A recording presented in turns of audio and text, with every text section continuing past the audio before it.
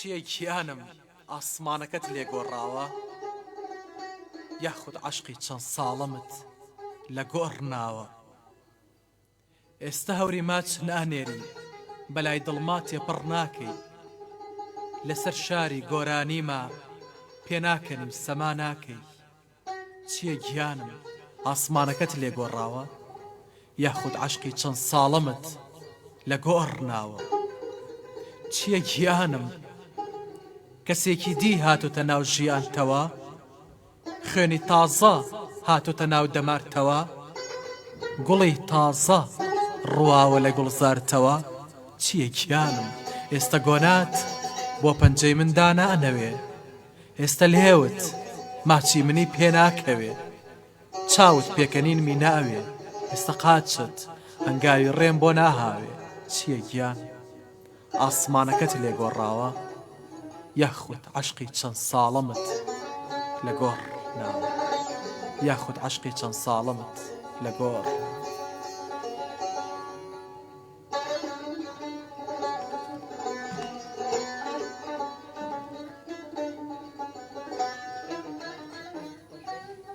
خۆشەویستان سڵاوتان لەوێ نزیک بەهار و گۆڕینی وەرز و جوانیتان پیرۆز بێ هیوادارین بەرنمەیەکی جوان و پڕپێز و خاوەن قاڵمێکی بە ئەزمون ئەمڕۆ میوانە لەگەڵمان لە ناو دنیای ئەدەبیاتی مناڵ و گەورە ساڵانە ببینە میوانێکی ڕۆحسوکی ماڵەکانتان سڵاوێکی پڕ جوانی لە هاوکارانم لە کاکاشم لە میوانە بە ڕێزەکەمان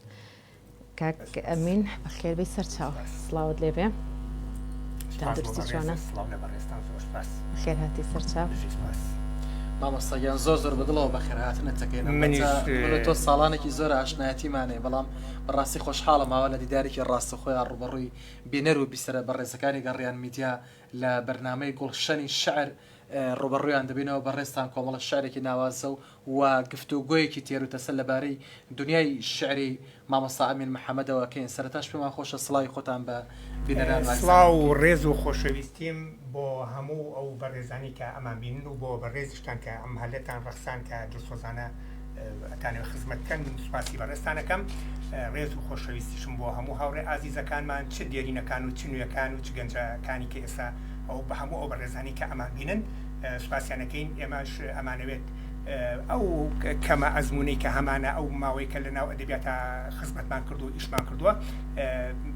بیگەێنین بە گەنجەکان بۆی ئەوانش بتوانن ئەمە بکەن بە بناغەیە کوزاتی بەرەو پێشەوە ئەڵبەتە بینەران و بیسەرانی خۆشەویست کاتێ لەدایک بوو هەمووان بەو پەڕی کەیف خۆشیوە بەو پەڕی دڵخۆشیوە بە بزە و بە پێکەنینەوە دەست و دڵ بە دوعا بوون بۆ عاقیبەتی با بزانین دوای ئەوەی کەنرایە بەرخوێندن ژینگەی مامۆستا ئەمین محەممەد چ ژینگەیەک بوو ئەم ئەمین محەممەدەی دروست کرد پێمان خۆشە لەو سەرەتایەوە دەست پێ بکەین مامۆستا ئەزیز وەڵا ئەگەر لەو سەرەتاوە دەست پێ بکەین ڕەنگە ئەم پرسیارە هەتا ئێستا هەر ئابە و شێوازە نەکرابێت من بە ئەمەوێ هەمیشە لە ژیانمان ڕازگۆ و ئەوە بم یعنی بەڕاشکاوی قسە بکەم من لە تەمەنی 14 ساڵی ماچوومەتە بەرخوێندن یعنی تر بە کۆڵێ کوڕێکی هەرزەکان بووم کە چوومەتە بەرخوێندن کە بۆ تەمەنی ئەو کاتی هاوسەرگیری بووە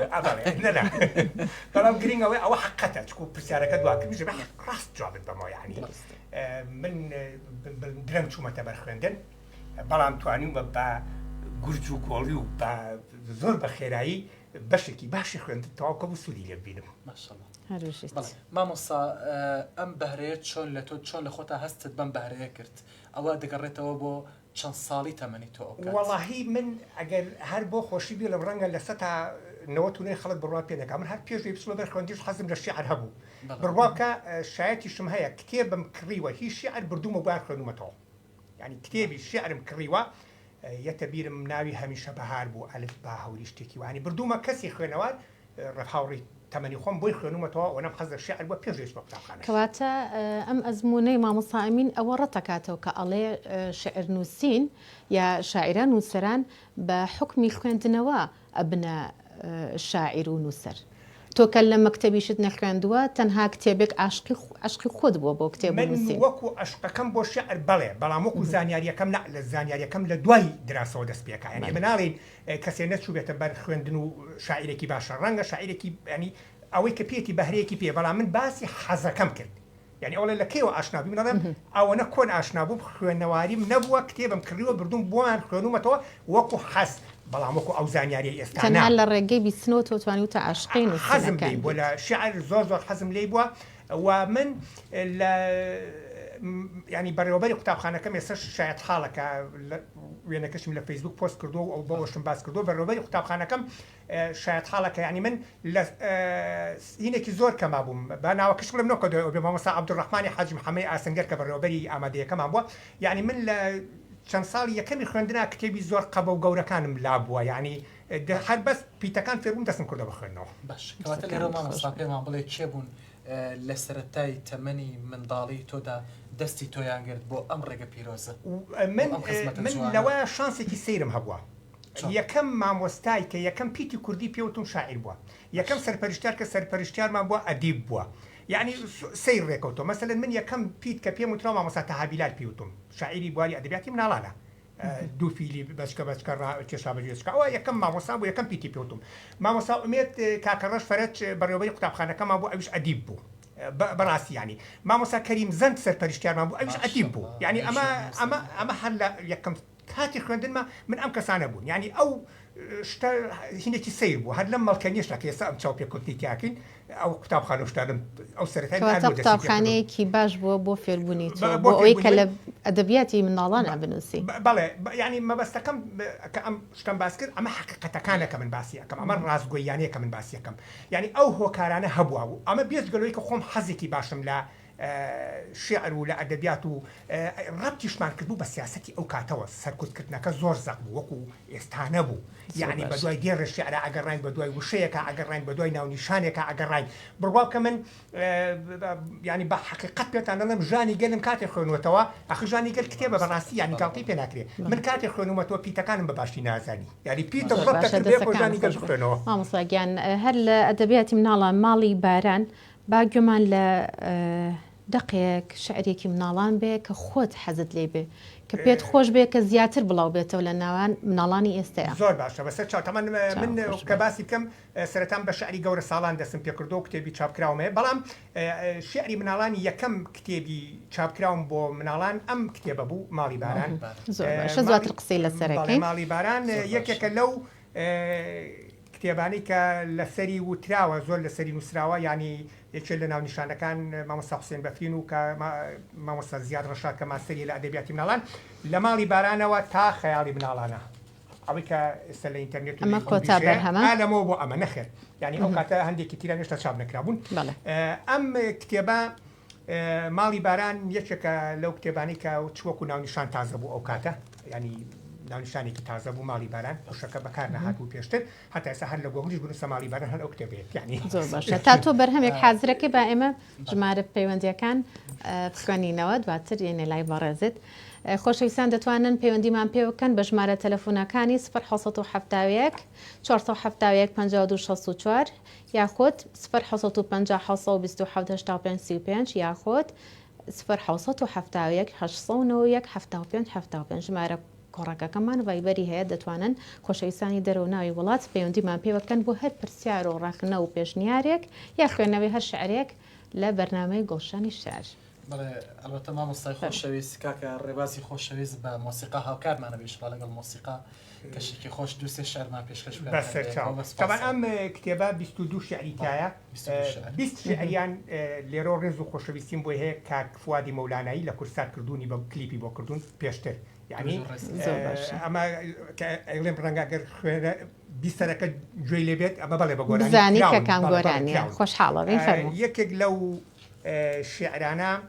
هاوڕێ شعرەکە 11 2009 نووسراوە ئەو چۆلەکە بچکۆلە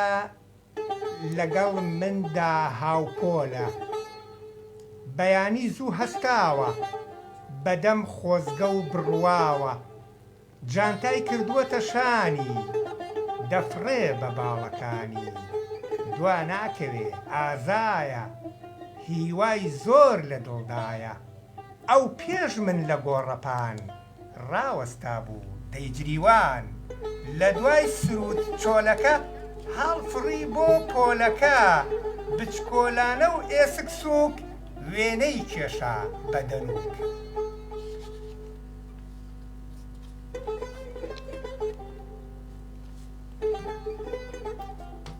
فیلێکی بچکۆلانە کە ئەویش هەر کاک فواد مەولانایی کلیپی بۆ کردووە و گوڵێکی زۆر جوان ئەو گۆرانی ئەڵێت فیلێکی بچکۆلانە خەپان و خنجیلانە لوتی درێژ گوێچکەی پان ون بوو لە دارستان دەگریا پەشۆکا بوو ئاژەڵ دەورەیان دابوو باڵندەی ناو دارستان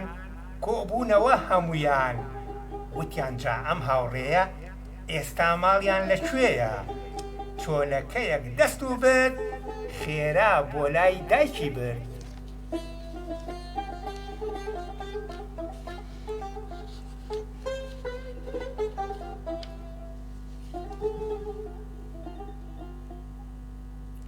ماڵی باران بێگومان ئەمیشە کۆتمانمە هەمیان کلیپیان بکراوە ئێوەش وەرن مناڵان دەچین بۆ ماڵی باران بەفر و باران و تەرزە ماڵیان لە شوێنی بەرزە هەور ماڵی بارانە دڵگیرە و فراوانە دەی با دەست بگرین بەبا بەرەو ئاسمان بمان با لەگەڵ ئەودا دەگەڕین با ڕووی لەکوێ بوو لەوێین ئای خۆ دڵۆپەی باران وا سەرگۆنامی تەزان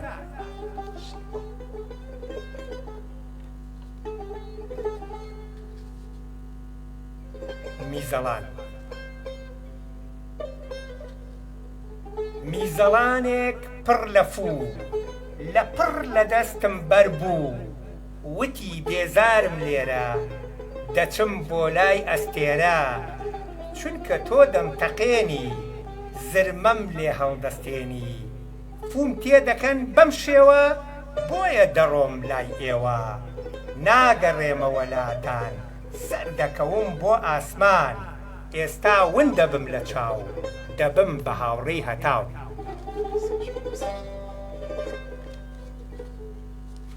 ئەم شعریشە خوێنوە لەم کتێبە ساڵ ئارەزوو خۆزگە ڕۆژێ بتوانم ئارەزوم بەجێ بێنم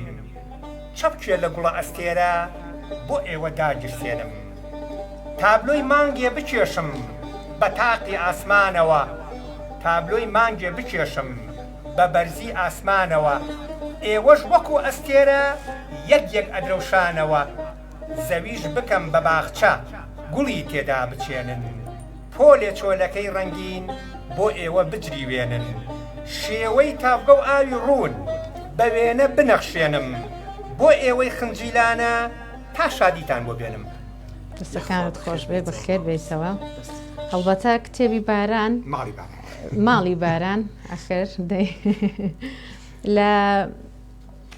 نامەی ماستەری وەرگرتو خۆت درێژە بەوە بە ئافومکە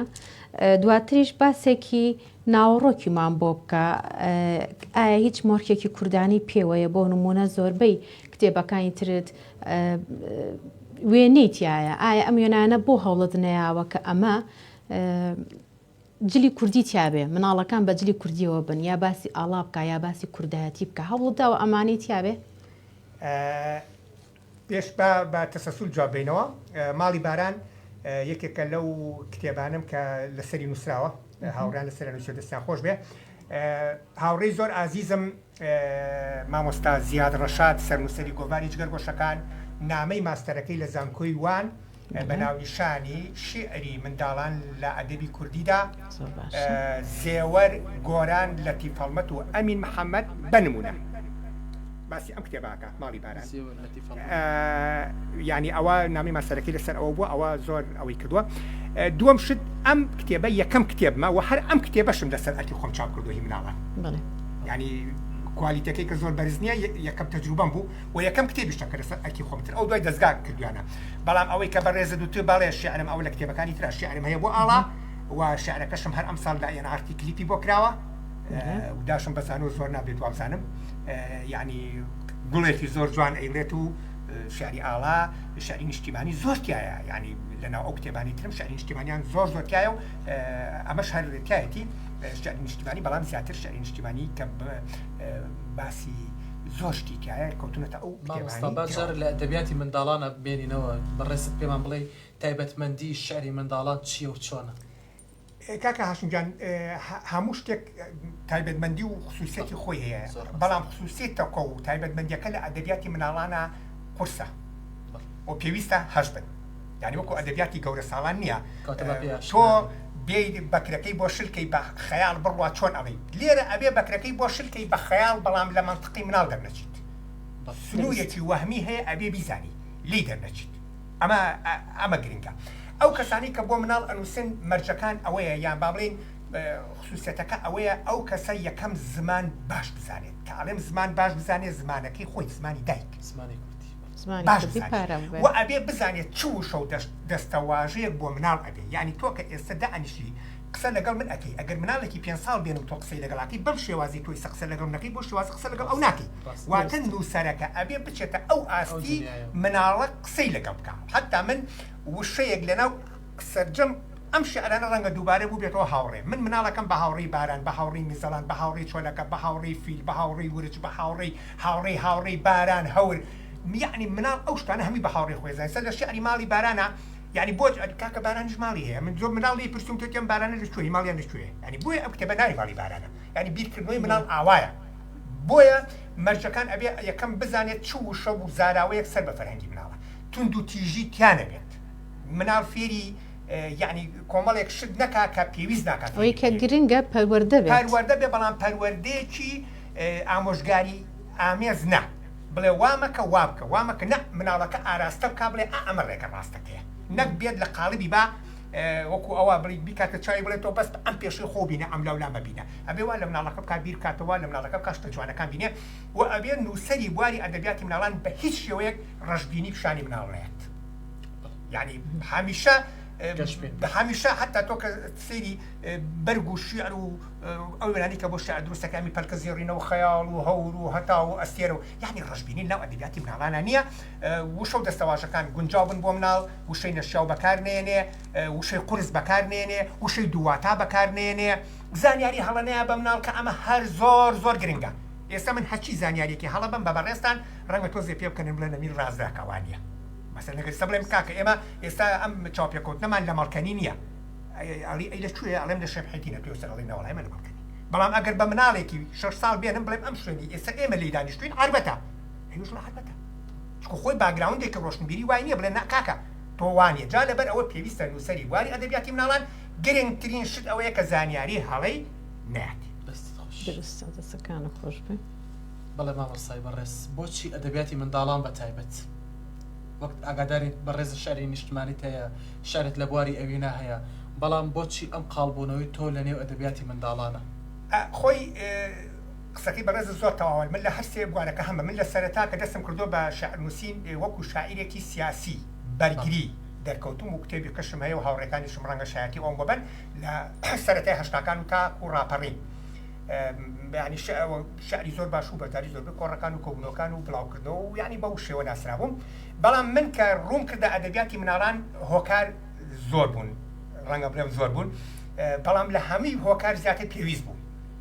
من توانایەکم هەبوو لەوێش ئەو توانام دەوری ئەبینی پێویست بوو ینی ڕووبکەمە ئەو شوێنە توانایەکی باشمە بوو و من هەر لە ئازاڵی شۆ مناڵم خۆشەوێت ینی خۆم بە قەرزاری مناڵەزانم ینی حەزەکەم هەمیشە ئیشان بۆ بکەم جا مناڵەکە هی خۆم بیانی جەرگی خۆم بێت یان نەوەی خۆم بێت کە ئێستا ئەوانە هەموو هەنشکون یان هەر مناڵێکی تر بێت مناڵم خۆشەوێ و حەزەکەم ئیشی بۆ بکەم ئەو خۆشەویستیم بوو وای کرد کە من ڕووبکەمە ئەدەبیاتی مناڵان بەڵام ئەدەبیاتی مناڵان ئەبێ شارەزایی باشت کە هەبێ ئەبێ ڕێگە ڕاستەکە بدۆزی تۆ ڕێگە ڕاستەکە بزانی ڕەنگە ئەو کاتش هەندێکم کوڕی هەو بێنەوە ئەدەبیاتی مناڵان لەگەڵ هاوڕێکانم زۆر مناقەشەمە کرد هەر بە پێکەنینەوە زۆر جارپیانێت و ئەی خۆت بۆ نایبی نووسیت ئێ خۆم هاتم و نووسیشم هەر ئەوەشنە یعنی من حتا بۆ وەرجێڕانی ژانی من کە زۆر لەگەڵ هاوڕێکانم کە وەرجێڕانیان نەکرد کە مناقەشەم لەگەڵا کردنم و وەرجێڕان بۆ مناڵ چیرۆک ئاوا وەرجێڕێ باشە ئاوا وەرجێڕێ باشە ئەویش تاوەرە خۆت وەریجێڕەوە وەرجێڕانیشم کردو و ئەتوانم ڕەب سەرکەوتوش بووم یان ئەتوانن ئەو من کۆتا پرسیاری خۆمەکەم لە ئەدەبیاتی منداڵانە پاشانە چینە لای ئارەزوخان ئەگەر پرسیاری هەبێت لەبارەی ئەدەبیاتی منداڵانە ئاڕاستی بەڕێستی بکە بەڕێزت لە پۆستێکی تازەتە لە فەیسبوک ئاماژەت بۆ داها ئەدەبیاتی منداڵان لێرەوە دەستی پێکرد بەڵێ پێم خۆش ئەوە گۆڤاری بەڵێ ئێمە دوو گۆڤاردەر ئەەکەین ئێستا کورجنێس کە من یەکێکم لە دەستەی نووسرە نەخێر سەرنووسەرەکەی خات و پەیام ئیبراهیمە هەتا ئەم ژمارەی کە دەرچووە خات و پەیام ئیبراهیم تا ئەم ژمارەی کە دەرچووی تر دوای ئەوە کە ژمارەی تر دەرەچێت سەرنووسەرەکەی ڕەنگە گۆڕانکاری شەڕوبان نازانم مامۆستا مەحموود باجەلان بەڵێ مامۆستا مەحموود باجەلان بەڵام تۆ سەرنووسەرەکەی چێ بوویەوە خات و پەیام من لەگەڵ مامۆستای زۆر ئازیز هاوڕێی زۆر ئازیزم کە بەڕاستی مرۆڤێکە شایانی ئەوەیە مرۆڤ ئیشتی لەگەڵا بکات شایانی ئەوەی مرۆڤ هاوڕێتی بکات شایانی ئەوەی مرۆڤ بیناسێت مامۆستا مەحموود باجەلان خات و پەیام شەوەی چەکرەوە لەوێ ئێمە ئەو گۆڤارە دەرئەکەین من پێش ئەوەش هەر لە هەندێ چاوپێککەوتنوشتا من تووشی ئەوە بووم یانی ئەوە بۆ باهینێک لای من کە بیدۆزینەوە بزانین ئەدەبیاتی مناڵان لە چۆ دەست پێکەوە ئەو پۆستی کە تۆ بینیتە ئەوە لەوێ ئەوە نیازم هەیە بە زنجیرە ئەگەر تەمەن باقی بێ گۆڤارەکە و تەمەن باقی بێ بە زنجیرە ئەنووسم ئەدەبیاتی مناڵان لێرەوە دەست پێکرد ئێمە پێش سەرەتا ئێستا زۆر کە زوا باسەکاتیان زۆر جاروا ئەوترا ئەیانوت ئەحمەدی کتێبی ئەحمەدی کە زۆر بەڕێز شێخ مارفی نۆدیی باش کاک ئەحمەد شەکە بۆ کاک ئەحمەد شێخی نووسیوە بانی ڕەحمەت لە گۆڕیان باسێکا کاڵێ سەرە عین چاوە نازانم چی ئەمە سەرەتای ئەدەبیاتی مناڵان نییە ئەمە سەرەتای قاموسی کوردیە بەڵێ ڕاستە سەرەتای فەرهەنگی کوردیە ئینکاریمان نییە بەڵام هیچ پەیوەندیی بە مناڵۆ نییە زانی مناڵ فێری ئەوەکە بە عەرەبی بەم عینەکە چی پێوترێ بە کوردی چاویلکە بە عەرەبی ئەوەیە ئیناتە هیچ باسی ئەدەبیاتی مناڵان نییە بۆ گەورەش پێویستە بۆ مناڵیش پێویستە بەڵام ئەو کاتە بە ئەدەبیاتی مناڵان باس حساب کراوە من ئەڵێم نە ئەوە ئەدەبیاتی مناڵان نییە ئەدەبیاتی مناڵانی ئێمە کورد لە زێوەر و ئەوانەوە دەست پێکە هۆکارەکەشیم لە چاوپێکەوتنێکە هۆکارەکەیم شی کردوتۆ دیاری کردووە ئەوش ئەوەیە ئێمە پێش ساڵی بیستەکان منهەجەکەمان لێرە پرۆگرامەکانمان حجرە بووە دەقی قورئان و حەدیث و ئایەت و ئەوانە خوێندراوە هیچ بەڕێزێک فەقیەکان نەوانەی وەرزشیان هەبووە نەوانەی وێنیان هەبووە نەوانەی مۆسیقا و سرودیان هەبووە پێویستی بە ئەدەبیاتی مناڵان چی هەنی نیت تۆ پێویستت نییە بەڵام کە قوتابخانە دائەنوێت دائەمەزرێت لە ساڵی بیستەکان لە سەردەمی حەفسەخانی نەقیب و پیرەمێرد خۆ ئافریقاوانە کە قوتابخانە هەر لە عێراقشا بە شێوەیەکی گشتی کە قوتابخانە دائەنوێت تۆ بێ پرۆگرامی وەدانی ئێکە پرۆگرام وجدانی وانەی سرود ئەبێ سرود هەبێت وانەی وەرزش ئەبێ ئەوە هەبێ هونەر ئەبێ هونەر هەبێ لەو کاتەوە زێوەر و بێکەس ئەم دوو کەسە لەگەڵ هەندێ بەڕێزی تر ئەحمەدی عەزیزاغا کە ئەوەی نووسی ئیبراهیم ئەمین باودار پیتەکانی نووسی ئەمیش یعنی کۆمەڵێک شتن جەدەلێتیان ڕەبتیان هەیە بێکەوە هاتن حتا لە پێشا سرودە تورکی و عەرەبیەکانیان هێنا ئەیان کرد بە کوردی بەڵام دوایی ئەو شاعیرە دەستۆزانی وەکو زێوەر وەکو بێکەس کە هەستی نەتەوایەتیان بە خۆت بوو هاتن خۆیان سرودیان نووسی سرودەکان بە کوردی وشعر بەسەر ئەی تۆپەکە فوتبۆڵەکە من دێم لە دەستم ڕامەکە کاکە ئەمە خۆی زێوەر لە ساڵی چلوەژ مردووە یەکەواتە ئەم شیعرەی پێش چلوهەشتە کەواتە ئەم شیعرە هی چلەکانە هی سی ئەوەنەکانە ئێ باشە ئەو شیعرە زۆر جوانە یعنی لە ئاستی ئەوەیە کە بڵێ 2020 نووسراوە بەڕاستی یعنی 22 نووسراوە بۆیە بڵێم ئەدەبیاتی منداڵانی کورد ئالیرۆ دەست پێ کرد بەڵام من کە ئەڵێم ئالیرۆ دەست پێ کرد بە شێوە ئەکادیمیەکەی بە شێوەکەی کە شێعر بێ ئەگینا ئەگەر بڕین بۆ لاوانەوەی دایک یان نەنکێک بۆ کوڕەزاکەی بۆ کچەزاکەی شتێکی جێڕابێتەوە شتێکی وت بێ ئەمە بەڵێ هەر کۆنە ئەوەتی مرۆڤ هەیە ئەمە هەیە بەڵام ناچێتە خانەی ئەدەبیاتی مناڵانی تەواوەوە. زۆر باشە دەستەکانت خۆشوێ پەیوەندێکی تەلەفۆنیمان لەگەڵا کات و لێوانمان لەگەڵا کات و لێوان سڵاوت لەبێم کاتە باش سڵاو لە ئارەزوی گوڵ و دڵ سپاس دەکەم ئەزیزم سڵاوت لە تۆش خۆشەویستیم بۆ تۆ کاکە هاشی زۆر بەخێر میوانەکەتان دەکەم هەمیشە تەندروست بن و لە کەشی شەعر و جوان بمێنن بۆ ئێمە زۆر سپاس دەکەین ئەزیزگیان دووبارە بە خێراتنی میوانەکەت دەکەم پرسیارێکی لێ دەکەم ئەگەر جامداتەوە سپاس دەکەم لەو ڕۆدا کە زۆر هەنا دەستی نووسینی شەعریان هەیە و قەڵەمیان هەڵگرت بە دەنووسن بەس ئایا بۆچی یعنی ئەو فەرتوو بڵاوی کە لە ناو شەعرە یعنی هەر دەستی خۆی بە شاعیر دەزانێ و دەنووسێ حاقنی یعنی سنوورێک بۆ شاعیر بووندا بنرێ لەو ڕۆدا دەست خۆش خاتونی تر چیترت هەیە پێشکەشمانێکیت تێکستێک شتان پێشکەش دەکەم ئەگە بیستەرم بێت خۆشحاڵە بین فەرموو بۆچی ناوی بێت و دڵی ئاوێنەی ڕحی یەکتر بین ماڵەی ئەشق بشکێنین و لە باوەشیەکە بمرین ساڵانێکا لە ژێر بەفری نیگەی چاوانی یەکا سڕین بێدەنگیمان هێندە ساردا لە ناخیشا کڕپە و گڕین ئەو شعرانە لە سای تۆ وێنەی ئازار و پڕخەمن وشەکانی لە تۆ ئەچن تیری تاڵتاڵی پەرچەمن دەببارێ وەکو جاران نمەی دڵم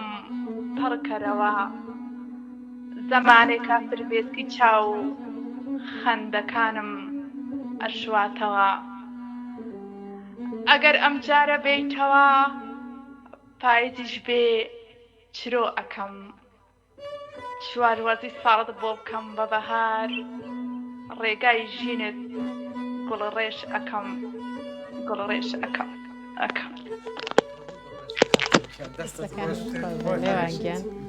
بۆ وەڵامی ئەو خاتونە بەڕێزە و هەموو ئەو بەڕێزانی تکە گوێمان لێ ئەگرن لەبارەی قەڵەمە لاوەکە بەڵێ زۆربەی زۆری ئەو کەسانی کە ڕوو گەنجن کە دەست پێ ئەەکەن کە دەست ئەەکەن بە خوێندنەوە ئەزمموی ئەوەشمان هەیە لای زۆربەی قسەکانی وان بە شعر دەست پێ ئەەکەن ئیتر دوایی ڕوو ئەکاتە بوارەکانی تر ینی شاعیرەکە لە پێشا بە شعر دەست پێکە بەس دوای ڕوو ئەکاتە بوارەکانی تر ینی کە من ئەو کەسانەی لە پێشا بە شتێکی تر دەست پێکە دوای ڕووکاتە شعر ئەوەشمان هەیە بەڵام کەمە زۆربەی کەسەکان بە شعر دەست پێکەن دوای ڕوو ئەکەنە بوارێکی تر بوارەکە یان هوەریە یان جۆرێکی تر لە شتا ئەی خۆ کەسەکە نایە یەکەم جار بە ڕۆمان نووسین دەست پێ بکە بەڕاستی ینی خۆ ینی هەربێ بە شعر نووسین لەوە دەست پێ بکە بەڵام بۆ وەڵامی ئەو خاتونە بەڕێزە ئەڵێ بۆ سنوورێک ینی شتێکی وا تێگەشتم کە بۆ سنوورێک دانابێ نانا ئاخر کاکە خۆ ڕاستەکە ئێستا بڵێن کەسێک دێ شعر نووسێت خۆی ئێمە ناتوانین بڵێن مەینووسە بەڵام لەوە مامۆستا ئەوم بەسی بۆ بڵاوکردنەوە بۆ بڵاوکردنەوە ئەوە ئەمێ باسی ئەو کەم بە ناوی ئەمێ باسی ئەو کەم ئەڵێم ئەبێ خۆناڵین چ ئەنووسێ با بنووسێ بەڵام کە ئەینێرێ بۆ گۆبارێ با لە گۆبارەکە کەسێکی ئەوەنە پرۆفشناڵی لێبێ بڵێ کاکە ئەم شعرە شعر نییە حەچەند ئەوەش نیسبیە چکو من تەجروبەی ئەوەشم هەیە بەپێی تەمەنەکە بەپێی ئەوە شعری زۆر باش ڕۆشۆتە شوێنێ لەبەروی بە دڵی کەسێکیانە وتیان ئەمە شعر نییە لە دواییە کە چۆتە کتێبەوە باشترین شعریش بووە ینی ئەوەش هەیە بەڵام خاتون جانەکەم دادەی جانەکەم جەماوەرێک هەیە خوێنەرێک هەیە ئەوە بڕیارەیە چێ شاعیر و چێ شاعیر مێژوو سبەی چی ئەمێنێتەوە اینجا بەردەوامیش گرنگە لەگەڵ جیاوازی یعنی جیاوازەکە مەسەن ئێستا تۆ ئەو خاتونە بەڕێزە شعرێکی خوێنەوە ینی بڵین بەردەوام بێ و شعری بنووسێت لە هەی هاوڕێکانی تری نەچێت ئەمە کەسەکە ڕچکەی تایبەتی هەبێت زۆر باشە خاتو لێوان وەڵامەکەت وەرگرت سپاس وەڵامەکی زۆر جوان و پڕ بە پێستی پرسیارەکە بوو ئەمیش دەتوانم کە ینی ئێستا کەسێکم کە ینی هەرچەندە باش بنووسم نابیانی برێم خۆم بە شاعیر بزانم نابرێم شاعیرم لەو ڕۆدا لەوانەیە لە من زۆر ینی خراپتر هەبی خۆی بە شاعیر بزان ینی ئەو ڕێزکەی گرتووە بۆ ینی داخوازم کاتێک کە ئێمە لە هەر بوارێک کە دەنووسین شعر جا هەر بواڵەکانی تر بە پڕ بە پێستی بوارەکە خزمەت بکەین نەک وەکو پەرت و بەڵاویەک لەو بوارەدا هەبێت ئەوە زیاتر ڕوونکردنەوە لەگەڵمانای لە کۆیەوە بەرێ کاکە هاشم گیان درود بۆ حاجی قادری کۆی مامۆستا پرسیاری ترت نییە خۆشحاڵم لەگەڵتان بەشدارم خوازانم ئێوە هەر لەو بوارە ببینێن خزمەت بە شاعیر و نووسەران و ئەدی بکەن تا خۆشحاڵتر بووین تانیش وەکو وڵاتێکی ئەو وڵاتانەی کە جیهان ئێستا کە زیاتر ئێبایەخ بە نووسینی شعر وەدەدەن کوردستانش ببێتە وڵاتێک لە وڵاتانە کە هەمیشە خزمەت بکەن ئێوە ببینێن بۆ ئێمە خۆشحاڵ بم دووبارە کاتم گرتن هە دڵخۆش و لە شعری جوان بەجێتان دێڵم زۆر سپاس بۆ پەیوەندیەکەت خوات لەگەڵ بێ کوێستان خەسرەوی داوای ژمارە پەیوەندیەکانەکە پەیوەندیمان پێوە بکە ژمارەکان بخەنەوە سەر شاشە سپاسدانەکەین بچینە لای هەر ئەدەبیاتی مناڵ لە ڕابردوو ئێستاە لە چه ئاستێکا بوو ئایا ڕابردوو لە ئاستێکی بەرزا بوو ئێستا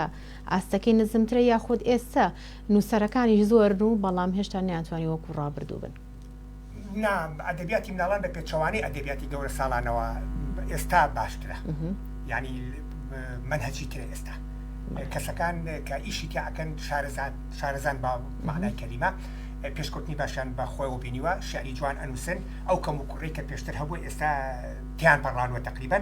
شاعری زۆر بەتوانامانەیە چیرۆمیسی زۆر بەتوانامانەیە کۆمەڵێک وەرگێڕی دڵسۆزی زۆر باشمان هەیە چ لە ئینگلیزی و عەرەبی و فارسیەوە کە وەرگێڕانەکەن بەڕاستی شتەکانیان هەمی جوانە هەمی ڕێکوپێکە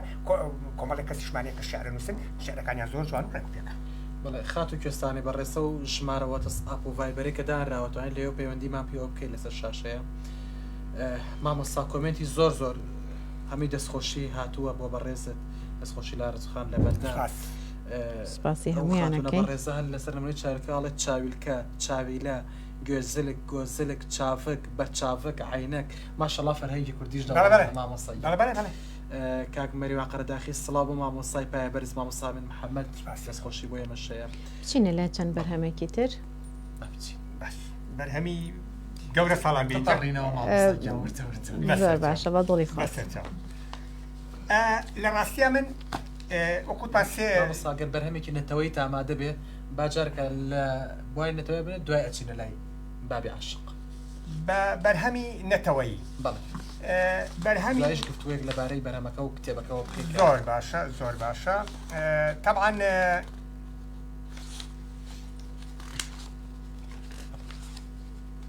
البته میوانی هم ڕۆمان زۆر زۆر تایبەتە مامۆستا ئەمین محەممەد زۆر سپاس حرمەتم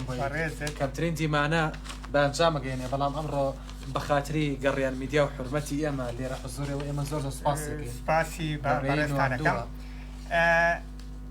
کە من خەڵکی ئەم شارەم شارەکەی خۆم خۆش ویستووە وێنەی لە دوو وێنە شعری کورتە تەبەن ئەم شعرانی کە ئەم جارە هێناومە یەک دانیان نەبێت بڵین وەکو قەسیدەیەک وایە هەمیان شعری کورت و ئەوەن بچکو ئەزانم بەرنامەکەەوە ئاخوازێ لەکەەوە ئاخوازێ ئەمە دوو پارچەند دوو وێنی بۆ سلێمانی نووسراون لە گۆڤاری سلێمانیش بڵاو بوونەتەوە بە ناونیشانی ملوانکەیەک بۆ گەردنی شار تەمە شارەکانی ترشم هەموو خۆشەوێ بەڵام ئەوە لە دوورەوە لێی بڕوانی سلێمانی ڕێک لە پرچی ئاڵۆسکاوی منداڵێکی هەتی و دەچێ نە هەرگیز شانەی بینیوە و نەدەستی پرسۆزی دایکێ وێنی دووەمیان بیرمە کاتێکە منداڵ بووم سلێمانیش وەک من بچووک نەڕیشی لێ بەردابووەوە بۆ ئابلاخ و نە سمێڵیشی با ئەدا بەرەو زەرگەتەوکانی با خۆمۆم لەبیرێت شارەتا تنۆک تنۆک خوێنی هەموو شەهیدەکانم کۆ کردەوە و لە دەفرێکا لەسەر دەستم ڕامگرتووە تنۆک تنۆک خوێنی هەموو شەهیدەکانم کۆ کردەوە و لە دەفرێکا لەسەر دەستم ڕامگرتووە تکا دەکەم ئاگادار بن بەبێ هوودە جارێکی تریش بانەبژێن شعری هەڵوێست ئەم کتێبەیە ئەم کتێبە هی پێش ڕاپەڕینە من بەمە دەستم پێکردووە و شانازیشی پێوە ئەەکەم بە یادی هەموو ئەو ڕۆژانەی کە لەگەڵ هاوڕێ ئازیزەکانم لە کۆڕەکانە بە ڕووبەڕووی ئەو ڕژێمی ئەو کاتە ئەو شێرانەمانە خوێنەوە بە چەپە ڕێزانەوە لە سەر مەنەسەکە هەر خۆم لە هاوڕێکانیشم ئەیانی نای نەخوارەوە هەڵوێست ئەم کتێبەش هەر بەم ناوەیە شعرەکە 11/86 نووسراوە لە نەورۆزی 1970 و 91دا لە کۆڕی شیعریا خوێندراوەتەوە واتە ڕژەم خۆی ماوە شاعیرێکی خۆلێون بوو پێنووسەکەی گرتە دەست و هۆنراوێکی گوڵبارانی بۆ جێبارا پێدەنووسی شاعیرێکی خۆلێون بوو پێنووسەکەی گرتە دەست و هۆنراوێکی گوڵبارانی بۆ جێبارا پێدەنووسی کە لێو بووەوە بردی دای بە شۆڕژگێڕێ تا لە یادی ساڵنامەیدا بیخوێندنەوە بەڵام کاتێکە زانیان شاعیرەکە بێ هەڵوێستە وشەکانی بۆنی مەراییان لێدێ و مرۆڤێکی هەلپەرستە دڵیان نەشکان نەیان دڕی شعرەکەیان لێوەرگرت و پێڵاوەکانیان پێسڕی ئەوە شعرێکی هەڵوێست بوو دواتر ئەچینە لای شعری تر پەیوەندێکی تەلەفۆنیمان لەگەڵا با لە سەر هێڵ زۆر نەمێنێتەوە کاگڕێبازمان لەگەڵا کاگڕێباز سڵاوت لێوێ سڵاو کاتتان باش ماندوو نەبنەوە کاتی تۆ باش کاگڕێباز وادارم کە هەموو ساڵ و سڵامەت بن سپاسەکەن خۆشحاڵ بن گوێمان لە دەنگت بوو. بژێ بە خێراتنی مامۆستا ئەمینیش دەکەم بەنامەکەی ڕازاندەوە بەخێر بێت. زۆر سپاس کاکە ڕێباسییە. بەڕێزی مامۆستاجیان وڵات پێم خۆش بوو دەستخۆشیەکتان لێ بکەم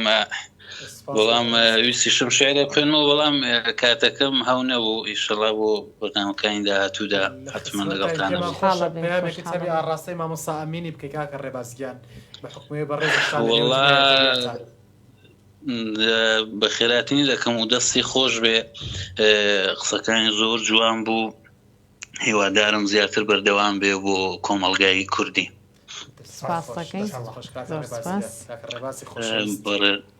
بەڕێزن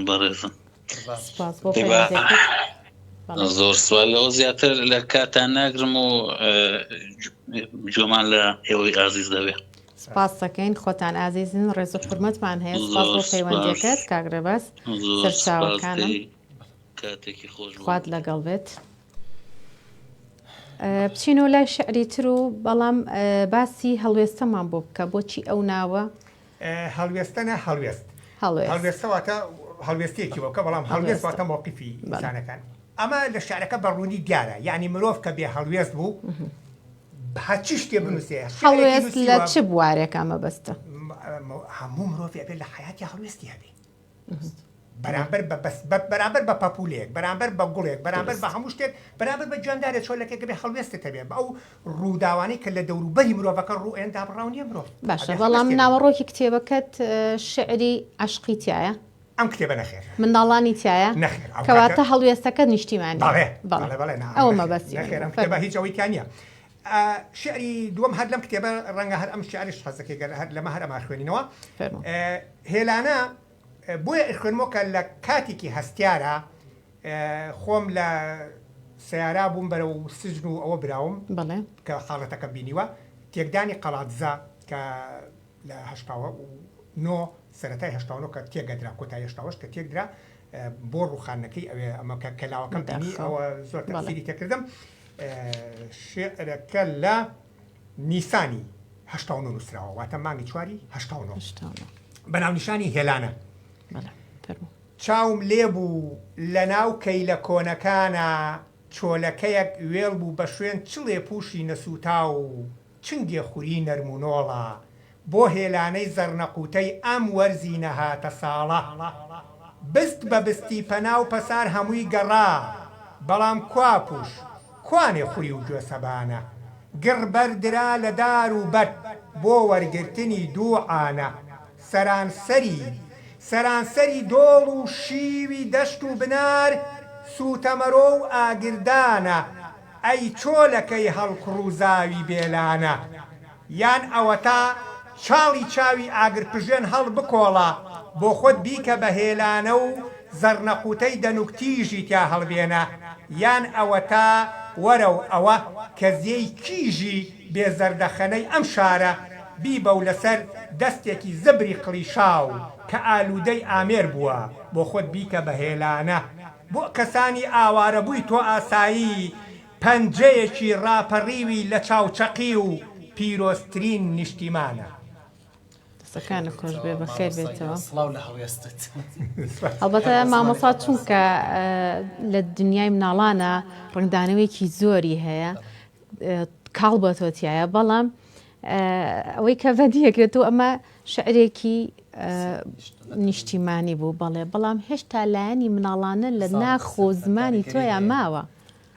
ئەمەیان سەرەتایە بڵین من لە پێشە ئاوا بووم ئەمە بۆ مێژوو من کە ڕوون کردوتە ئەدەبیاتی مناڵان بەڵام من پێشتر پێم وتم من مناڵم خۆشەوێ ڕەنگە ئەوش تەسیری بەسم ئەوە بوو من مناڵم خۆشەوێ بەڵام ئەم کتێبە و ئەم قۆناغا نەخێن هیچ شعرێکم بۆ مناڵان نەبووە من درەنگتر هاتووم دەستم کردو بە شعری مناڵان بەڵام ئەمانە هەمووی ئەم کتێبە سەرجەمی ڕژێم ماوە و لەسەر مایکرۆفۆنیش یعنی لەسەر مەنەستیش و بە مایکرۆفۆن خوێنراوەتەوە بۆ جەماوەرەکەم هەتا ئێستش هەر بۆ منە ناسن مامۆستا ئەمە ساڵی 1990 چاپکراوە بۆ هەوڵ نایی نوێی بکەیتەوە لەبەرەوەی کە ئێمە بە خۆمان من شخصی خۆم لێم داوا کردی بەداخەوە کەوتت ئەمە تاکە بەرهەمەکە ماوتە هەوڵ بەی نوێی کەیتەوە ئەمەش چۆن ماوە ئەمەش نەمابوو ئەمە هاوڕێکی زۆر ئازیزم لێرەوە ڕێز و خۆشەویستیم بۆ هەیە کاک ساڵح بێچاری شاعیر داوام ینی ئەم نوسخەی یاومەتەوە وەکو ئارشیفی من وایە لە کۆنەوە تا ئێستا سواس یەکەم ئەوش بۆیە بیرم کۆتۆکەتۆڵی ئەمە چۆن وڵا هەرەوە ماوش ئاوا بوو بەڵام بڕوا بکە ڕەنگە کاتەکە ئەوە نەبێ ئەگینا ئەم شێعرەی تایە بە ناونیشانی ئابڕوو ئەم شێعرە ینی هەموو پێشبینیەکانی ڕوخانی تایە ڕوخانی ڕژێمی تایە ینی شێعرەکە تۆزێ درێژە لێرە ئەڵێ ینی بە ئاشکرا پێڵێ ئەڵێ تاو دەهۆڵەکەتانی ترە تەقێت ینی ئەو لەسەر مەنەسیش ینی بۆ خوێنمەوە تۆ لە بەرچاوی جەماوەر ینی ئەو کاتە من ئاوا گەرم و گوڕ شتی سیاسی مەنووسی بەڵام ئێستا ڕوون کردوەتە ئەدەبیاتی مناڵان و شێعری جوان و شتی جوانم بۆ نووسیون خۆش مامۆستا 15 دقەیەکی بەرنامەکەمان مابام 15 دقە بینە لای دنیای ئەوین و عشق جاوەڵا من ئەوم زۆر کەمە بەڵام لەبەر خاتری تۆ ئەجینا من ئەو جۆرە شێعرانە نە بەڵاویان ئەکەمەوە بە شێوە فراوانەکەی نا چۆن ئەڵێ زۆر بەڵێ گرنگی پیاوە چکو لە بیرمان نەچێ لە کۆتاییە مرۆڤ ئەو پارچە ئەو کتلەیە مەشاعری تایە هەستی تایە ئەو مرۆڤ بێ ڕاستگۆش بێ لەگەڵ خۆی ئەبێ بینوسێت تر هۆکارەکەی چییە ڕەنگە هەر وەکو عشقێکی مەجازی بێت ینی ئەوە نییە کە مەسامە بۆ کەسێکی تایبەت و بۆ ئەو بۆ نووسرابێ بەڵام حاڵەتێکە منی شەروەکو ئەو خەڵکەی تر شتم نووسیۆ بەڵام من شتێ زۆر تەسیرم تێنەکان ناینووسم باش مامۆسای بەڕێز تا ساڵی چەند شاری ئەوینداریت نووسیەوە یان بەردەوام دەینووسی چۆن ئەویان من هەر هەمیان بەردەوام ئەنووسم یعنی شعری مناڵ بەردەوامم شعری گەورە ساڵانیش بەردەوامم شعری بڵێن ئەوەش هەر بەردەوام هەر نووسم ئاخر شتیش کە بۆتانە خوێنمەوە ئاخر شعرمە بۆ گەورە ساڵان چکو من ئەو دوو سێ شعرم بۆ خوێنەوە بۆ گەورە ساڵان بوو ئاخر شعر لەم گۆڤارا بڵاو بۆتەوە دوا شعرمە لەم ساڵا بڵاو بۆتەوە ئەو شعرشتان بۆ خوێنەوە بۆ گەورە ساڵان ئەبێ کاتیەوە بێڵنەوە بەڵام ئەم شعرانەی کە شارێکی ئەوینداریمان بە سەرچاو دووسێ شتی کورتان بۆ خوێنمەوە ئەوینداری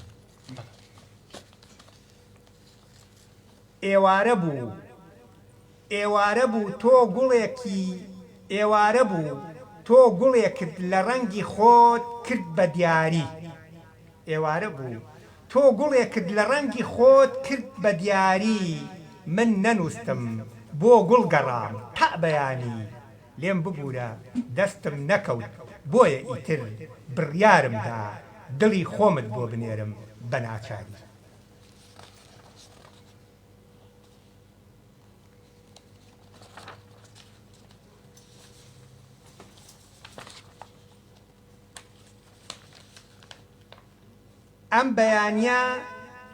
ئەم بەیانیە گوڵەکانی ناو ئینجانەی بەلەکۆنی ماڵەکەمان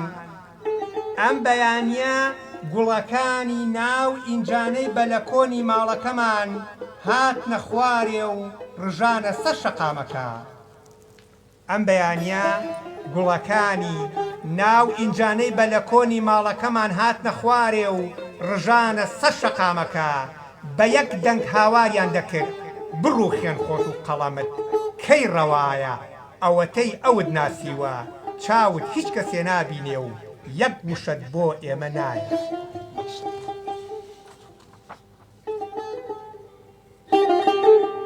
مەقطعی کورتن ژمارەیان لەسەر بەڵام من ژمارەکان ناخوێنمەوە تەمەن ئەو شتێکی ناوی خۆپیشاندان بوو ورێ نانوشارەکەم گشتی بخوێنمەوە من هەرگیز چەترم خۆش ناوێ من هەرگیز چەترم خۆش ناوێ ناهێڵێ پرچت تەختە ڕوو گوارەت ئاوی لێ بچۆڕێ تۆ بەداری چوالە دەچیت بەبێ چەتر کە بەژێر باراندا دەڕۆی ئەو گوڵی لێ هەڵدەوەرێ و تۆ خەندە و ماچ تاریکی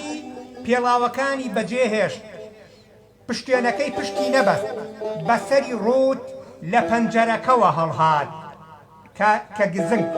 کە ئاسۆ گزنگی بینی قەیرەی خواست ڕەنووی بەفر خۆی نەدایە دەست قەدەرەکانی هەتاو تکا دەکەم بەر لە مەرگ بگەرە لام تکا دەکەم بەر لە مەرگ بگەرە لام من بەتەنهام چاوەڕوانی یەکێکتانم بە تەنشت لێواری مەرگەوە دانیشتوم و گۆرانی بۆ نەسیم دەچڕم نە پێیەکانم بە زەوی ڕادەگەن نە دەستەکانم بە هەور بە تاڵی پرچێکدا هەڵواسراوم بێهودە سەما دەکەن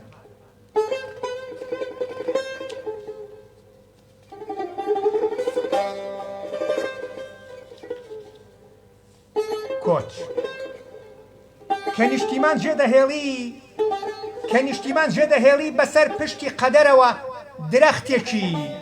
لە ڕەگەوە هەڵکەنداوی کە پشت دەکەیتە نیشتیمان ڕۆحت هەپرون ئەبێ چاوانت کس خەندە لە لێوت دەتۆرێ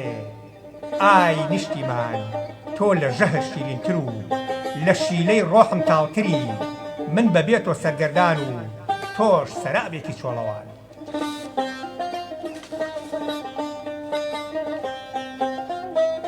سەفەر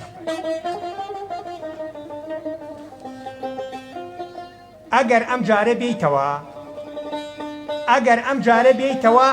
پەلکە زێڕینە دەهێنم دەیکەم بە گەردانەی ملت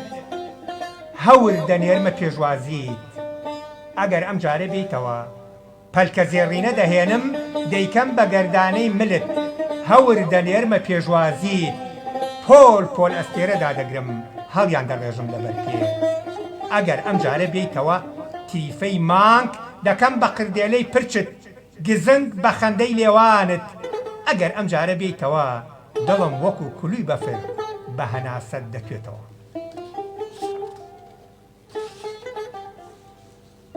هەڵوەرین چاوەڕوانم ئێوارەیەکی پاییزی تاڵێ پرچ و نیگایەکت بێن و دەستی ڕۆحم بگرن لە جەستەمی دەربهێن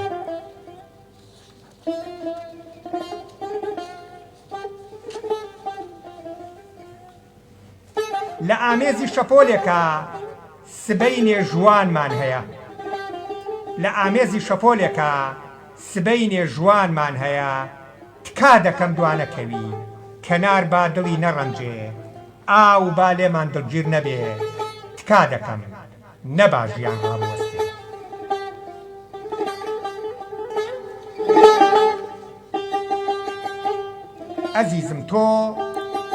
ئەزیزم تۆ بە پەلکە زێڕینە دەچی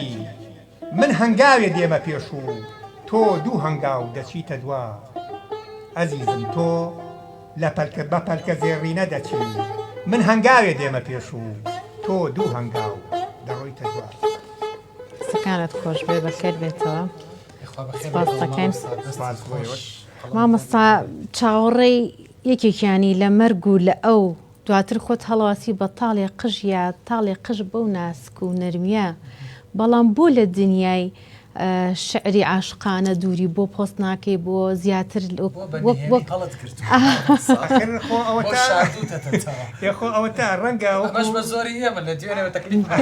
بەخوا بە زۆر نەبووە من ئەو جۆرە شعرانە نەئەخوێنمەوە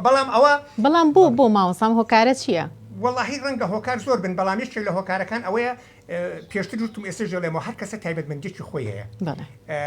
مەسەلەن ئێستا من لە ئەدەبیاتی مناڵانە ئیشەکەم باشە ڕوات یعنی پێشکەوتنێکی هەیە وەکو باشە بەڵام لە ئەدەبیاتی گەورە و عەشقیشە پێشکەوتنی باشت هەیە یانی باش نانە زۆر باشی جا ئەوەی کە تۆ ئەڵێ ئەوە منافەسەیەکە دامناوە ئەڵێ من چاوەڕێی تۆ مەرگم تکاکەم بەر پێش ئەو تۆ بگەرە لا هەموو شتێکی خسوەتە ئەو لاوە تۆ مەرگ بەر لە مەرگ بگەرە لا ئەمە ڕەنگە تەواوکاری ئەمە ڕەنگە تەواوکاری قسەکانی بەڕێستان بێ ببوورە لێم من گۆرانی بۆ بەرد ئەڵێم چونکە هێشتا لە دڵی تۆ نەرمترە ببوورە لێم من گۆرانی بۆ بەردەڵێم چونکە هێشتا لە دڵی تۆ نەرمترە ژوان بۆ بەفردا ئەنێم چونکە هێشتا لە ئەوینت گەرمترە دەستەکانت خۆش بێ مامۆستا سپاس بۆ بەڕێز پێم وایە پێم وایە عشقێکی شاردووەتەوە پێم وایە عشقێکی دڵشکاوە بڕیاری یاوە کە شعرەکانی هیچی تر نانووسێتەوە سپاس دەکەین کاکە ئەحمەدمان لەگەڵا پەیوەندی تەلەفۆنی کاکە ئەحمەد سڵاوت لێبێ سڵاو لێبێ خوشەکەم ئەو کاتتان باش سڵاو لە برای جوانم کاتی تۆش باش سڵاو ڕێزم بۆ تۆ بۆ کاکە هاشم بۆ ئەو میوانە ئازیزەتان یاخوا لەفتا ساغ بێ بەرنامێکی جوانە و سەرکەوتوو بن ئینشەڵڵا سپاس دەکەین سپاس بۆ تۆ ناوەتی گیان پەیامی خۆتان بڵێن ئەزیزی دڵ وەڵای بۆ خۆتان دەزانم نە شاعیرم نە نووسەرم بەس هەموو بەرنامەیەک شعرێکت فەیە شعرێکی کەسێکی زۆر ئازیزە لەرام وەلەو کاتێکەکە ڕۆیشتەوە ڕۆز هەر حەزم و شعرە پێشکەم یادەکەی ئێستانیە وەڵاهی کەرکووک نییە و جارە لێمانە باشە خۆشحاڵەوەین فەرموو ئێستاش داوای لێبوردنی لێ دەکەم بۆ دەنگە ناسازەی خۆم دەیتێنمەوە بۆ باڵین پاینێکی دوور من لە جێی ماک کردوولەیەکی شین ئەدەم لە ملت تا تێ بگەیت هێندەی شینایی ئاسمان خۆشم دەوێت لە جێی گوڵێکی سوور دڵێکی سوور پێشکەشتا کە هەر ترکێکی ناوت دەبا نەتێک دەشتێ نەوشک ئەکا من لە جێی باوەشێک کە ناتگاتێ شعرێکت بۆ دەنووسم وەک گڕیانێک مەستت بکە حەست بەرێ دەستی لێ بدەی دڵت بەرێ چاوەکانت پێدا بخە من ڕەنگە خۆم نەبم بەڵام ئەچێ شەوێک هەبێ دەستە بخاتە ناخی من و هەموو وێرانیم لێبەرێ دەستەکانت خۆش بێن سپاس دەکەین سپاس بۆ خوێندنەوەکەت زۆر سپاس بۆ خوشکەکەم ئارەزوخان کە ئەو شعرەی بۆ من نات منیش لێرە پێشکەشم کرد سپاس دەکەم خۆشحاڵ بووم کە خوێنتەوە داوا لێبوونیشەکەم خوشکەکەم ئەگەر دەنگەکەم ناسپاس بێت هیچ کێشەیەکی نەبوو من قبوڵم بۆ سپاس دەکەم زۆر سپاس کاتێش خۆش بێەوە سەرکەوتووەکانم سپاس پرسیارت نییە بۆ میوانەکەمان والله بەس ڕێز و خۆشەویستی و دەستخۆشیم بۆ ئێوە بۆ میوانەکانتان بەرکەوتوو بن ئینشەڵڵا باشە قوربان خۆش بە ڕێستان خۆشتر بێەوە مامۆستای بەڕێز ئامانجی شاعیر چییە ئامانجی شعر چییە ئامانجی شاعر چییە ئامانجی شاعر کە شعر ئەنووسێت چییە کە شعر ئەنووسێ ئامانجی زۆرە باش هەندێک لە ئامانجەکان خودین شاراوەن دەناخان هەندێک لە ئامانجەکان ڕوون و دیارە یعنی ئێمە هەر کە خاوەنی ئەدەبیاتی کوردین زۆربەی شعرەکان بزاتی بۆ بەرگریکردن لە نیشتیمان و بۆ ئەمە بووە بەڵام شعری زۆر جوان بۆ کە باسی زات و باسی ناف و باسی ڕۆچوون و قوڵبوونەوە کە ئەمان قورسە نووسینیشی قورسە کە تۆ توانی تعبیر لە ناخی خۆدیان کەسانی ترکەی یعنی بەڕاستی ئەمە توانای ئەوێ شعریش کاتێ ئەبێ بە شعر کە وێنە بێت هەتا نەیکەی بە وێنە شعر نییە یعنی بەوشە وێنە دروست نەکەی شعاراتە بەس هەچ کاتێ توانیت بەوشە وێنەیەک دروستکەی وێنەکە لە بەرچاوی خەڵکە بێت ئەو کاتە شعرە ئەینا ئەو دوای شعاراتە تۆ چۆن بتوانیت بە فڵچە یەک وێنەی چۆلەکەیەک وێنەی فیلێک وێنەی گوڵێک وێنەی ئەستێرەیەکەکەی ئەبێ بێ بەوشە وێنەیەک دروستکەی ئەو کاتە ئەبێ بە شعر زۆر باش مامۆستا چی گرنگە لە قوتابخانەکاندا بە ئەنجام بگەێنرێت بۆ ئەوەی بەهرەداران پێ بگەێنرێت ئەوە باسمان کردو هەنگاویشمان بۆ ناوە بە تایبەتی مامۆستا ئازیز و بەڕێزەکان یعنی با بڵین بەو نەسائلێم هەموو مرۆڤێک ئیتر ئەو مرۆڤک پچکۆلەی کە ئەچێتە قوتابخانە بەهرەیەکی هەیە گرنگ ئەوەیە یان مامۆستاکە یان دایک و باوکەکە بتوانێت بەهرەکەی بدۆزنەوە ئەوە گرنگە ئەوە گرنگە زۆربەی زۆری دایک و باوکەکان نەک بەهرەکە نادۆزنەوە بە پێچوانەوە بەهرەکە ئەکوژن مەسەرەن ئەو کەسەلانێ بێ بە هونەرمەندێ بێ بە شاعیرێ بێ بە وێنە چێشێ بێ بە هەچی شتێک ئەوانە نەبڕۆ بە پزیشک بەس بێ بە پزیشک ئیتر ئەوان هیچ کێشەیەکیان نییە کولی تو بۆ دیگرێ ئیتر ئەوان هیچ کێشەیەکیان نییە بەڵام من پرسیارێک لە بەڕێستانەکەم دکتۆرەکان سەر و سەر چاو بەڵام کام دکتۆرە بەقە هونەرمەندەکان بەناوبانن یا بەقە شاعیرەکان بەناوبانن ینی خۆنانم لە ئیشەوان کەم ناکەینەوە ئیشەکان تا خوا حەسکار مامۆستا ئەو زروف و زەمانەی ئەمڕۆ نەبێ کە ئێمە تێکەوتوین کە ئەبێ بژێوی ژیانت ئەو نەتون بێ بتوانی بۆ داهاتوش بێ کۆنی شەروا بووە کۆنش بۆ تۆ وازانی لە سەردەمی نالی و سالم و کوردیا یعنی ئەوەنە پیتزایان خواردۆ تۆ وازانی باشە کورد هەر لەوەتی هەبووە هەر بە زروفێکی ناخۆشە ڕۆژتۆ دیارەمە بەست لەوە بووە کە ببێ بە دوکتۆر کە پاشە ڕۆژێکی هەبێ بەبستم لەوە نییە نەبێ بە دوکتۆر ئەڵێم ئەوان دایک و باوکەکە بەس سەرکەوتنەکە لەوە ئەبین بێ بە دوکتۆر بەس لەوە ئەبینن بەهرەکە نادۆستنەوە بەهری ئەم مناڵەت چییە ئێسێمە کەسمانەیە بڵین وەرزش لە وەرزش ئایتر لە هەموو جارە ناسراوە نەکرد لە بیئێکی کەمە مۆسیقارمانێ لە هەموو عالەمە ناسراوە یعنی گرنگ ئەوەی تۆ بەهرەکی کاکە گەر بەهرەکەی پزیشکی با بڕوا پزیشک بێ بەهرەکەی ئەوەی بڵێن بڕات حقوق خوێنێ بڕوا قانون خوێنێ بڕوا هەچی شوێنێکە خوێنێ بەهرەکەی کاکە تۆ ئەوەیە لەوێ سەرکەوتووە خۆناڵی سەرکەوتو نابی دژی ئەمانە نین بەڵام ئەڵێن بەهرەکەی بدۆزرێتەوە بەهرەکەی لە چیایە ئێمە کاتێکی کەممان ماوە ئەو کەسێک کە لە ناو باخی گشتیا پەیکەری بۆ دروستکراوە بەدار مامۆ ڕەحمان خزمەتی باخەکەی کردووە پەیکەری بۆ دروستکراوە ینی بە باخەوانی پەیکەری بۆ دروستکراوە بەڵێ دوو شیعری کورد ماوە لێرە ئەی خوێنمەوە لەگەڵ ئەو یەک شیعری تر و ئیتر هیچ کۆتا بەرهەمەت چونکە کاتێکی کەممان ماوە ئشتیهامان چۆ مەحەلەبی ئەو نە ئەو بەڕێزە پەیوەندی پێوە کردی بەڕێز سیروان محەلەبی ئشتیهامان چوە سەر کاک سیروان کاک سیروان سپاس یەکەم کاک سیروان سپاس یەکەم چاوەکانی ماچەکەم ڕێز و خۆشەویستیم بەڵێ بیرم کۆتۆ ئێستا چاوی ماچەکەم ببوورەوە لە تەلەفۆنەکەوان نووسراوە بەڵێ بەڵێ ئەمە کۆتا شیعرمە بۆ گەورە ساڵان بە ناونیشانی یاخی بوون شیعرەکە ساڵی 21 نووسراوە هەر تازە بڵاوبێتەوە یاخی بوون ئەو ساتانەی یاخی دەبم لە شاعیرە ساویلکەکان تووڕە تووڕەم ئەو ساتانەی یاخی دەبم لە شاعیرە ساویلکەکان تووڕە تووڕەم بەدەستی خۆم کە لەسەری خۆم دەگرم و تووڕی دەدەم ئەو کاتانەی یاخی دەبم باڵندەکان ڕادەهێنم چۆن دانەوێڵی سوڵتانەکان بدزن هانی جوتیارەکان دەدەم دەستی ئەو کەسانە ببڕنەوە پەنجە بۆ خەرمانیانە بن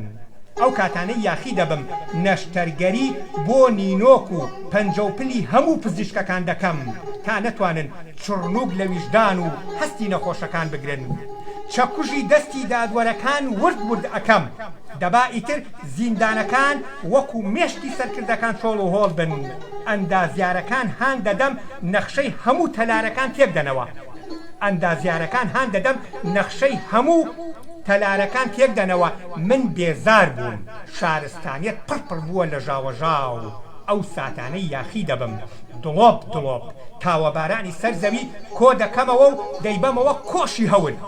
تاڵ تاڵ پرچی ڕەشەبا دەگرم و کۆتیان دەکەم دەیان بەمەوە بۆ دەربەن یەک قومە ئاو لە دەریاکاندا ناهێڵم مادام حوتێ وردەماسی هەڵئەلووشێ دەبا هەمومان یاخی بین هەموو شتێ بە یاخیبوونەوە جوانە وەک چۆن سنەوبەر و زەیتونەکان لە پاییزدا یاخی دەبن و لە خەزاندا یەک گەڵایان هەڵناوەرێ وەک چۆن باڵندە ڕەنگە و ڕەنگەکان لە قەفەسدا هەر یاخین و گۆرانی بۆ ژیان دەچڕن منیش ئیتر یاخیم نە وشەیەکم دەوەرێ و نە هیچ هێزێ سنوور بۆ چریکەمدا دەوێت لەگەڵ ئەم شارە جوانەدا یەکێک لە ئازیزەکانمان لە کۆمێتەوە نازناوی مامۆستای ئیمپراتۆری شعری جوانی لێنای سەرگوڵخان لێرەوە ڕێز و احترام من سپاس یەکەم ئەو وشەی ئیمپراتۆرە بۆ ئەدەبیاتی مناڵانە زۆر سپاس بۆ بەڕێزی بۆ هەستی بۆ بەکارهێنانی وشەکە بەڵێ ئەو وشەیە لە پاشناوی منا هەیە ئەمین محەممەد ئیمپراتۆری ئەدەبیاتی مناڵان من سپاسی هەستی ئەوەکەم سپاسی هەموو هەستی ئەو هاوڕیانەمەکەم بەڵام ئەم ڕۆکەمترین باسی ئەدەبیاتی مناڵانمان کرد بەڵام هاوڕیان بزانن ئێمە ژەو شتانەمان هەیە زۆرترین کاتمان بە ئەدەبیاتی مناڵان ناتاکە تاکە بەرنامەیە بۆ ئێمە کە ئەوە باز لە ئەدەبیاتی مناڵان بکەین دەستەکان خۆش بێت 5 خولک بۆ ئەدەبیاتی مناڵان 10 خولک بۆ نیشتمانی و 15 خولێکی سێهەمیان عشقەکان لەسەر داواکاری بەڕێستان بگینا من مەمنونی بەڕێست سەرنجی بەڕێست لەسەر ئەم بەرنامەیە و کۆتا پێیان هەموو بەرنامەیەک کە بکرێت خزمەتی ئەدەبیات و هونەر و مێژوو کللتوری نەتەوەیەک بکات شارێ بکات من دەستخۆشیان لەکەم هیوای سەرکەوتنتان بۆ خوازم بەڕاستی من بەڕێز پێشتر ناسمدا دەجان کەمتر مەسەلەن بینیومە خۆشحاڵ بووم زۆر بەڕێز هەمیشە چالاکیت لە هەندێک چالاکیشە من هاوکاریم کردوون بەشداریم کردو لەگەڵتانە دەست و چاو پەنجەکانتان خۆش بە هیوای سەرکەوتن و بەردەوامیتان بۆ خوازم شار بە ئێوە جوانە چکوی ئەو شار جوانەکەن زۆر سپاس بەڕاستی کردی خۆشحاڵ بووین ئەمڕۆ لە خزمەت قەڵەمەکەی بەڕێستا ئازیزان و خۆشەویستانی ئێمە گەلێک خۆشحاڵ بووین لە خزمەتەوەی بەڕێستا ئەخوازیین هەمیشە لە خۆشی و لە ئاسوودەی و لە کامەرانی دابن هەتاوەکو هەفتەیە ئایندا دێتنەوە خزمەتتان بەخوای گەورەتان ئەسپێرن کاتی خۆش بۆ هەمووتان سپاس بۆ بەڕێستان ڕیمان ببورن